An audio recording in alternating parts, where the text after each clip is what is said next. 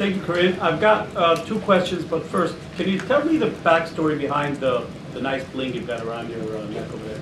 Well, and I had a chance to meet with some of the hostages' families myself back in December. And the father of one gave me this to wear, and I try to wear it as much as I can, just to remember that, again, 293 days they need to be home with their families. And since they're here at the White House, and this is going to be a prime topic of conversation, I thought it was appropriate to wear it today. Does the president have one? I don't know. Okay, I've got two questions. Is it or is it not the U.S. government's position that UNRWA is complicit in terrorism?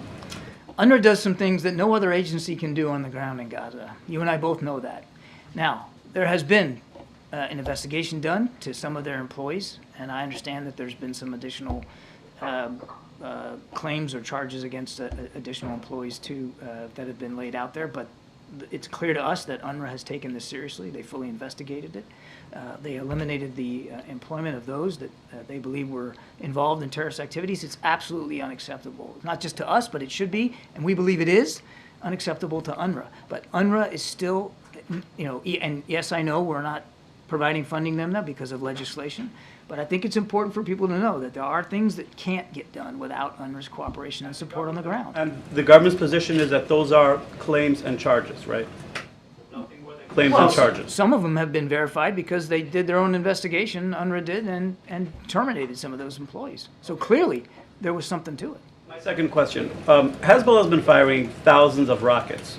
At what point does that violate the president's don't warning? We are working, as I said in my opening statement, to try to resolve the differences at and around the blue line. We haven't seen, although there has been firing back and forth across that blue line, we want to see that stop. We haven't seen it escalate into an all-out war here, and nor do we want that to happen, which is why we're working so hard diplomatically to try to find a solution. One of the things that the Prime Minister and the President will talk about today is what we need to do, what more do we need to do to stabilize the situation on the blue line so that families, both Lebanese and Israeli, can start to move back to their homes. All right, let's let the Admiral go. Go ahead, Jerry.